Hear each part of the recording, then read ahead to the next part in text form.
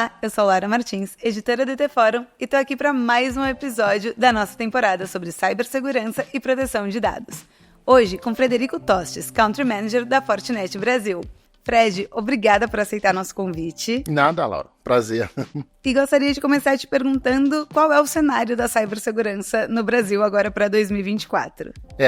Para 2024 temos diversos desafios aí pela frente. A gente vê o cenário de ataques se intensificando, aumentando como sempre. Apesar de ano passado a gente ter tido um número menor de ataques, mas com uma assertividade muito maior, isso provavelmente vai se repetir esse ano. É o que a gente chama da nova era de ataques da cibersegurança. Por quê? Com toda essa influência da inteligência artificial dentro do ambiente de segurança, você começa a ter diversos tipos de ataques diferentes e diversas formas muito mais efetivas chegando aos usuários. Então não faz mais diferença qual é o tamanho da empresa, quem é o foco, quem não é.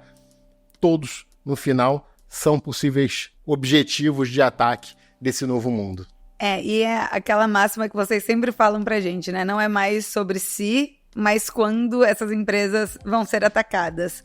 Você acha que a maturidade das empresas no Brasil está crescendo? As empresas estão olhando mais para o cenário de cibersegurança? Sim, já tem alguns anos que as empresas no Brasil vêm atingindo uma maturidade muito maior do que era antes, mas ainda, por muitas vezes, falham no básico. Infelizmente, essa é a realidade. Então, são diversos riscos que você tem, diversos espaços que você tem, e hoje, com a digitalização, o que acontece? Você começa a abrir muitos outros vetores completamente novos para esses ataques. E aí você tem diversos pontos de entrada diferentes. E nem sempre as soluções que você planejou e colocou dentro do seu ambiente vão conseguir resolver seu problema. Porque você não tem isso tudo integrado, você não tem isso com um ambiente único. E aí, uma área de marketing quer lançar um novo produto, vai lá para a web, entra na rede, coloca alguma coisa nova num terceiro que tem comunicação direto com a sua infraestrutura. É mais um espaço. Então, cada dia que passa com essa velocidade que a gente está tendo que fazer com as empresas para que elas se adaptem a esse novo mundo, maiores os riscos vão acabar acontecendo, maiores problemas a gente vai ver acontecendo. Então, a gente vê que os ataques padrões eles continuam se repetindo exatamente porque as empresas, apesar de investirem, às vezes falham no básico, falham no conceito básico de segurança, e aí com isso você continua tendo as empresas sofrendo, e eu não acho que isso vai diminuir num curto período de tempo. E quando a gente fala de falhar no básico, se você pudesse resumir o que seria falhar no básico? Você imagina, você tem uma área de segurança que cuida de toda a sua infraestrutura e toda a sua segurança da rede. Ele cria políticas, cria desafios, cria necessidades que você precisa atender para conseguir seguir aqueles padrões de segurança. E para variar, alguém da empresa resolve criar um produto novo, criar um ambiente novo e não avisa essa área. Ou seja, mais um risco para a corporação. Além disso, a digitalização, esse novo modelo de mundo, ele exige uma velocidade muito grande. E a gente ainda tem uma deficiência no número de profissionais muito grande. Então, o que acontece? Se você não tem os serviços adequados e não tem gente suficiente para poder analisar, o que acontece? Mais riscos de segurança. Então, às vezes, a empresa até quer seguir os padrões de segurança, mas não tem gente para atender num tempo hábil dentro da empresa para garantir que ele possa seguir aqueles padrões. E aí, por uma necessidade de mercado, uma necessidade de atuação, ele vai acabar agindo mais rápido do que deveria. E você comentou de, por exemplo, uma pessoa do marketing fazer um novo produto e não passar por isso. Há muitos anos, desde que eu comecei a escrever sobre tecnologia, a gente fala sobre a importância de educar além da área de tecnologia ou da área de cibersegurança. Ainda falta também essa conscientização das outras áreas, do público em geral sobre cibersegurança? Sim, infelizmente a gente vem fazendo isso de uma forma muito recorrente, tentando manter isso. As pessoas hoje sofrem com problemas de segurança na sua vida privada. Então, para isso, já deveriam abrir um pouquinho mais o olho e pensar, quando ele está agindo como empresa, de que não necessariamente a área dele é a mais importante e precisa ser resolvida num tempo recorde. Você precisa seguir os conceitos, você precisa ter os cuidados necessários e precisa consultar as áreas de interesse para aquele lançamento novo. mas o que acontece é que no dia a dia, assim como na nossa vida privada, a gente acaba dando mole ou deixando alguma coisa correr solta, e aí abre novamente pro possível atacante. E por mais que a gente faça, existe uma falta de cultura na nossa sociedade. Assim como existe uma falta de cultura financeira, também existe uma falta de cultura de segurança. As pessoas acham que porque elas estão no ambiente virtual, ele é muito mais seguro e ignoram regras de segurança que na vida prática elas têm todos os dias. Então a gente vem com diversas ações esse ano, seguindo o que a gente já vem fazendo de treinamento ao longo de todos esses anos que passaram, para treinar ainda mais. Então agora no Fórum Brasil Estados Unidos a gente fez uma campanha forte de lançamento para treinar todos os professores da rede pública para que eles comecem a levar essa inteligência e esse pensamento mais seguro relacionado à vida digital para dentro das salas de aula também, consigam replicar essa cultura de uma maneira muito mais eficiente. Até porque se a gente for pensar nas crianças e nos adolescentes, quando eles chegarem no mercado de trabalho, acho que não dá nem para imaginar ainda o quão digital a vida deles vai ser, né? O quanto isso vai ser importante de ser um letramento mesmo desde a infância. Isso é uma realidade hoje. Não importa aonde você esteja, você já está no mundo digital. Quando a gente levar isso para o ambiente de trabalho, vai ficar ainda mais complexo, ainda mais vivo na realidade de cada um. Mas a gente também sabe, né, Fred, que ainda existe um certo distanciamento do CISO ou da pessoa de tecnologia que talvez cuide de cibersegurança e do board em geral. Essas conversas estão melhorando? Como é que está essa discussão, investimento / segurança? Eu acho que essas conversas já vêm melhorando há bastante tempo. Agora a gente tem diversas ações aí para incluir alguém de cibersegurança dentro do conselho. O que eu acho que ainda existe, infelizmente, e isso é uma coisa que a gente vem tratando com os CISOs o tempo todo, que é a simplificação das palavras. É sair um pouco do techniquez e ir para o mundo de negócio. Porque não adianta você tentar convencer um CFO ou um COO das necessidades de segurança falando dos riscos técnicos que existem. Mas, monte infelizmente, de sigla é difícil, que vocês gostam de sigla, né? Mas, infelizmente, são as siglas que os CISOs conhecem, é a vida que o CISO leva. Então, a pessoa de tecnologia, em geral, está muito associado ao técnico. E aí, com isso, gera uma distância social dessa parte do board, dessa parte e dificulta a conscientização. E não é que o board ou o CFO não queira investir, mas ele precisa entender qual é o ROI disso, quais são os riscos, o que está associado. Às vezes vai abrir mão do risco, porque, como tudo no mundo, a gente tem um ambiente financeiro, que é um dos ambientes que mais investem em segurança desde os primórdios e ainda sofrem com muitos problemas. Por quê? Porque tudo é cálculo de retorno versus risco, senão você morre. Qualquer empresa, se chegar e disser, eu vou ter que investir tudo que eu tenho para fazer segurança, não adianta. E por isso a gente sempre teve o conceito de habilitamento de negócio. Garantir que a segurança ela vai fazer parte integrante do processo para garantir que as empresas vão funcionar.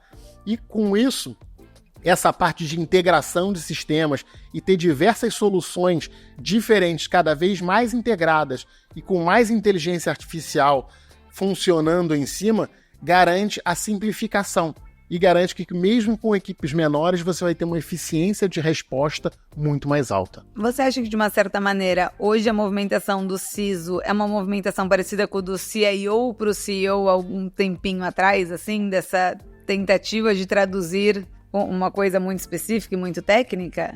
O CIO viveu isso durante muito tempo, porque era o head de tecnologia e tinha essa dificuldade, e foi melhorando esse conceito. Mas na história toda, o CISO ou a equipe de segurança era sempre uma área técnica reportando para o CIO.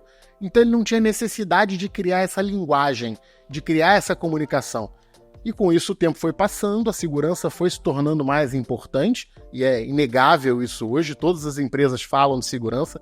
Quando eu vou para encontros de CEOs, o assunto da mesa é sempre segurança, porque eu estou ali, então os caras querem buscar mais informação, mas é a realidade. Eles estavam acostumados a lidar com o CIO, que também é técnico, então consegue fazer essa troca de informações. E agora os CISOs precisam aprender isso de forma urgente, porque eles vão ter que se adaptar a esse novo mundo, porque cada vez mais eles vão estar inseridos dentro do board, eles vão estar inseridos dentro do negócio da empresa. E falando de tecnologia, não dá para eu não te perguntar sobre inteligência artificial, né, Fred? São muitos vieses, e eu imagino que exista um viés muito positivo de usar a inteligência artificial, mas também tem o negativo de que os hackers também estão usando essa tecnologia, né? Como que tá esse parâmetro hoje? É assim, já fazem muitos anos que as empresas de segurança já se utilizam de inteligência artificial para conseguir reagir aos ataques. Isso não é nenhuma novidade. Só hoje na Fortinet, se eu não estou enganado, são mais de 40 produtos que têm inteligência artificial embutido dentro deles, que a gente usa ativamente inteligência artificial para poder reagir de uma forma mais rápida aos problemas. Agora, inclusive, no final do ano, fizemos o lançamento de um produto de inteligência artificial generativa, exatamente para poder trazer isso para dentro das empresas, para os CISOs poderem ter acesso a isso, poderem reagir rápido aos problemas, poderem entender o que está acontecendo, fazer uma análise das vulnerabilidades mais rápido, do tipo do ataque que está acontecendo e reagir mais rápido, gerar os relatórios mais rápidos, entender por onde o ataque está indo, qual é o caminho que esse ataque vai tomar. E aí, com isso, você simplifica muito a vida dessas equipes que apanham, muitas vezes, sem ter como reagir. Porque também são diversas soluções diferentes, diversas siglas diferentes, diversas coisas que vão sendo montadas e nem sempre pensadas de forma estruturada. Então, a inteligência artificial já está dentro dos nossos produtos e cada dia mais eu vejo isso sendo levado mais próximo do usuário final para que ele consiga se aproveitar de todos esses benefícios. Porque é impossível, a gente está falando de bilhões de ataques. Então, como é que você trata bilhões de ataques sem inteligência artificial? Ao mesmo tempo, já não é novidade também que os hackers usam disso. Por quê? Porque eles já tinham criado pacotes, criado ferramentas que pudessem se multiplicar. Então, hoje você já vende isso como serviço na Deep Web. Então, é ataque sob demanda, é descobrir onde é que estão os problemas. Quando alguém descobre uma vulnerabilidade, vende para todo mundo que está ao redor, para poder que aquilo seja um ataque em massa para diversos clientes diferentes. Então, isso já existe. Até a venda por inteligência artificial já acontece o tempo todo. E o que tem acontecido é que tenha cada dia mais simplificado esses tipos de ataque. Então agora, às vezes, eles dependem de alguns botões para fazer um ataque. E aí qualquer um vira um hacker. Qualquer criminoso vira um hacker. Às vezes qualquer criança que não tem a visão completa pode virar um hacker também. Não é mais uma coisa tão técnica, né? Tá deixando de ser técnico, tá deixando de ser complicado atacar. E aí, com isso também, a gente sofre um ataque hoje e amanhã ele já vem de uma forma diferente. Porque a inteligência artificial já agiu, já descobriu quais foram os detalhes que foram descobertos naquele ataque para se evitar ele e já se cria um ataque novo. Então você tem Zero Days acontecendo o tempo todo.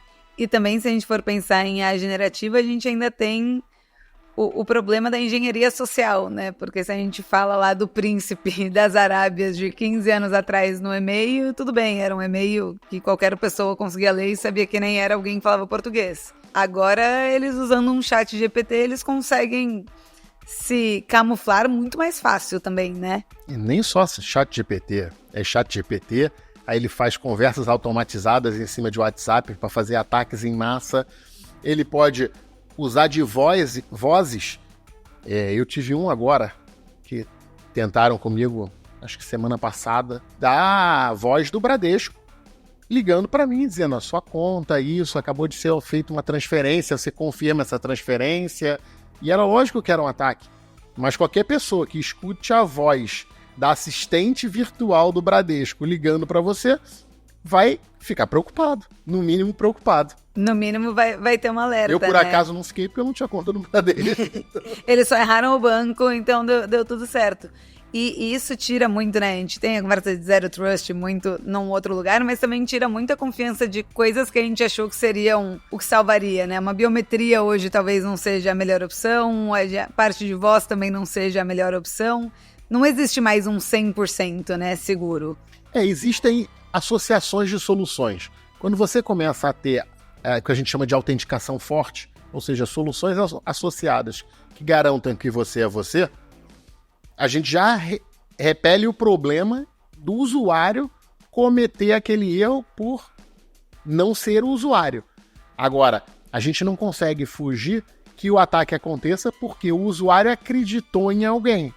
Então, isso vai continuar sendo difícil, cada vez mais os bancos vão ter que se entender internamente os problemas para ver como vão reagir, se vão deixar que tudo aconteça da maneira mais rápida possível, que era a expectativa de todo mundo, né? Então, você cria um Pix para poder ter uma ação rápida, para poder fazer uma compra rápida. Mas se o lugar que você está pagando não é o lugar que você achava, ou ele não é seguro, o dinheiro vai por água abaixo, você não consegue mais recuperar. Aí tenta-se criar algumas ações para poder recuperar aquele dinheiro.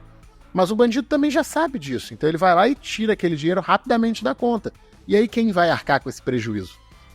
Você cometeu um erro, comprou algo que não era real, por Pix, que é a operação instantânea, e agora você quer recuperar o dinheiro, vários bancos já estão dando alertas para qualquer compra, dizendo que é risco, exatamente para poder escapulir do risco e dizer, olha, não, eu não te avisei. Então... Ainda que seja em todas as compras, né, que fica até meio esquisito, né? Tudo que eu compro é esquisito. E falando de banco, historicamente, me corrija se eu estiver errado, a indústria financeira é sempre quem está mais maduro em cibersegurança. Algum outro setor que tenha ido bem no último ano, que esteja crescendo e algum que deveria estar melhor do que está? Olha, eu acho que o de saúde vem investindo com um cuidado muito maior.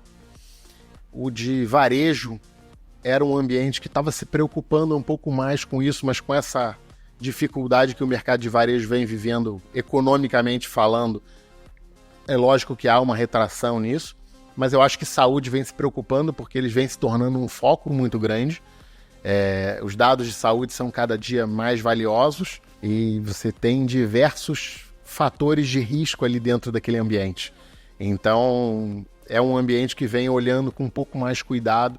Eu talvez apostaria no ambiente de saúde como hoje um dos que olham com mais atenção para isso. E que talvez realmente ainda tenha muito para crescer, né? Outro dia eu vi em uma rede social um hospital do interior que tinha o login e a senha da rede inteira colado na parede, na recepção. E aí a pessoa entrou e teve acesso a todos os prontuários. Então, talvez ainda seja também um setor que tenha muito para onde crescer, né? Ainda tenha... Sim, como é um setor que vem se digitalizando muito, então quase tudo hoje está digital. Se for tirar uma radiografia digital, se for fazer um scan digital, quase tudo que você faz dentro de um hospital hoje é digital. E aí você tem diversos riscos aí que, se eles não olharem com atenção, você para o hospital do dia para a noite, né? E se a gente fosse dar 3 dicas, assim, 3 coisas que provavelmente as empresas têm mais que se preocupar esse ano, Fred? Eu sei que é difícil, tá vindo de todos os lados, mas 3 focos para 2024. Eu acho que eu diria para você que você primeiro precisa olhar são os seus processos. Garantir que você está seguindo à risca os processos como eles deveriam ser feitos. Porque não adianta nada você investir milhões e milhões e milhões em ferramentas de segurança e não adequar os seus processos a isso. Então, eu diria, olha para os processos. Depois, talvez investir em alguma parte de serviço para fazer sempre uma análise própria. Cara, meus dados estão na Deep Web, estão sendo negociados lá, está acontecendo alguma coisa. Se acontecer um incidente, qual é o tempo que eu tenho de reação para esse incidente? Porque isso é muito importante. A gente diz que com inteligência artificial hoje a gente consegue levar um ataque que demoraria 20, 30 horas para se resolver a 1 hora de solução, ou 1 hora de detecção desse ataque. Então você vem diminuindo essas janelas. Então, se você conseguir reagir bem, reagir rápido e agir de forma proativa, ou seja, o ataque ele não acontece na hora que tudo para. O ataque ele já vem acontecendo há algum tempo. Pode ser que você dê o azar de ser um ataque que durou 1 hora para chegar dentro de você, mas geralmente são semanas de preparação. Então, primeiro se coloca alguma coisa ali dentro, você começa a ganhar o acesso, ganha o acesso, aí você vai fazer um vasculhamento de tudo que tem ali dentro para ver quais são os seus possíveis ganhos ali dentro. Depois disso, você vai começar a coletar essa informação. Então, assim, não é uma coisa que acontece do dia para a noite. Você não para uma empresa do dia para a noite. Então, eu me lembro na época dos primeiros ataques que a gente teve, esses de grande escala, os nossos clientes começaram a reportar que tinham coisas estranhas acontecendo 40 dias antes do ataque realmente acontecer. Então, se a gente olhar com atenção para a nossa rede, tiver o cuidado devido com isso, a gente já vai evitar. Então, se eu vou reagir, como é que eu vou reagir? Eu tenho uma equipe que possa me ajudar externo, porque na hora do problema, você não vai conseguir arrumar alguém, você não vai conseguir nem ligar para alguém. Então, eu tenho um plano de contingência bem montado para reagir ao ataque e conseguir sair desse fogo cruzado o mais rápido possível. E aí, por último, eu acho que é essencial para todas as empresas, e eu acho que isso ele já vem procurando há algum tempo, é uma coisa que eu repito já há muitos anos, é simplificação da estrutura, ou seja, a integração disso tudo.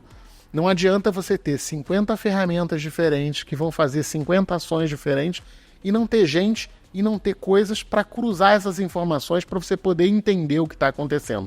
Uma ferramenta não vai solucionar o problema, ele vai trazer com mais agilidade a resposta a possíveis acontecimentos que vão ter dentro da sua rede. Então, quanto mais você conseguir integrar isso, diminuir o número de plataformas de ação que você tem, você vai conseguir ter uma visão muito mais clara e coesa da sua rede. E aí vai te dar um tempo de resposta muito melhor do que você teria num ambiente completamente perdido, com várias soluções diferentes e que vários grupos tomam conta de forma diferente dessas soluções. Ainda tem muito legado também, né, nessa parte de soluções, assim, né, que não se conversam muito bem. Não é só legado. Pensa o seguinte, lança-se uma nova solução mágica para resolver algum problema. Todo mundo vai para aquilo, todo mundo investe naquilo. Quem é o melhor player daquilo? Vamos descobrir. O que adapta melhor a minha rede? Vamos descobrir. Agora, isso está integrado com os meus sistemas que já estão funcionando? Eu vou conseguir colocar isso no dia zero para funcionar e ter tudo integrado e cruzando informação entre eles? Vai agregar mais valor à minha segurança aquele investimento? Se não vai agregar, talvez não adiante fazer o investimento.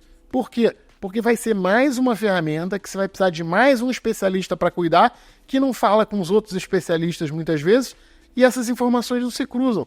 E se essas informações não se cruzam, a tendência de você descobrir um problema é muito menor. Porque com a inteligência artificial eles estão achando caminhos novos para chegar ao ataque. Então, se ele vê que tem alguma defesa ali, ele vai traçar um caminho diferente. Vai apagar aquele rastro e vai traçar um caminho diferente e procurar outro jeito de chegar ali. E hoje, engenharia social tem se tornado cada dia mais comum. E não necessariamente a engenharia social do enganado, mas sim, eles estão ganhando muito dinheiro com isso, então eles estão comprando recurso dentro das empresas para poder garantir o funcionamento deles, para poder ter acesso privilegiado, contas privilegiadas. Então a gente tem que olhar com muita atenção também quem a gente tem dentro da empresa, se tem realmente os acessos que deveria ter, e não muito mais do que deveria ter, porque a gente não cuida dos acessos dentro da empresa. Porque parar uma pessoa de dentro da empresa, eu imagino que seja mais difícil ainda, né? Se você não tiver o controle e for alguém de dentro da empresa entregando esses dados, é muito mais complicado, né? E você pensa, se o atacante vai ganhar num ataque 20, 30, 50, 100 milhões, que é 1 milhão? Ele gastar 1 milhão para comprar uma pessoa dentro da empresa, meio milhão, tem gente que se vende por muito menos. Se os acessos não estiverem bem definidos, você tiver gente demais com acesso demais, você também está colocando sua empresa em risco. Por mais que você tente impedir, internamente é muito mais difícil você gerenciar isso. Perfeito. E para a gente finalizar, Fred, se a gente fosse fazer uma análise, o Brasil hoje, em relação ao mundo, quão maduro a gente está em cibersegurança? Uma maturidade boa, mas como sempre, quando a gente fala de tecnologia, o Brasil está 5 anos atrás, 7 anos atrás, 3 anos atrás, dependendo de cada área. Então assim, a gente ainda tem muito a investir, tem muito a cuidar. A gente vive num país que é muito dinâmico, então tem mudanças o tempo todo em todos os ambientes, então a gente precisa olhar para a segurança com muito mais cuidado. Mas infelizmente às vezes falta orçamento, falta budget, quase tudo é cotado em dólar, então as soluções vão ficando mais caras. Então eu acho que a gente precisa se preocupar sim, Eu acho que a gente vem atingindo uma maturidade cada vez melhor. Dizer que os ataques só acontecem no Brasil também seria uma grande covardia, porque esses ataques acontecem em todos os lugares. Mas a gente tem que lembrar também que a gente não é o maior foco. Esses ataques são mundiais, muitas vezes. Então a gente não é onde está a maior quantidade de dinheiro, também não vai ser o maior foco. Mas tem que olhar com cuidado, porque hoje os ataques estão sendo cada vez mais simples de serem executados. Então a gente tem ataques internos que acontecem o tempo todo, que para eles é muito mais simples, como tem os ataques internacionais, que é de volume. Vai atingir quem tiver mais vulnerável. Então, se a gente der mole, a gente vai estar mais vulnerável e vai ser o objetivo de um ataque desse. E esse ano tem novidades por aí, né? Porque a gente tem 2 grandes eventos acontecendo no mundo. Então, vamos ver provavelmente novidades aí surgindo nesses eventos também, que sempre geram um movimento em cyber muito grande, como Olimpíadas, eleições dos Estados Unidos. Eleições dos Estados Unidos. Olimpíadas e eleições dos Estados Unidos. E ainda temos 2 guerras em curso, assim, né? Que não estamos falando muito mais delas, mas que provavelmente ainda movimentam, né, Fred? Sim.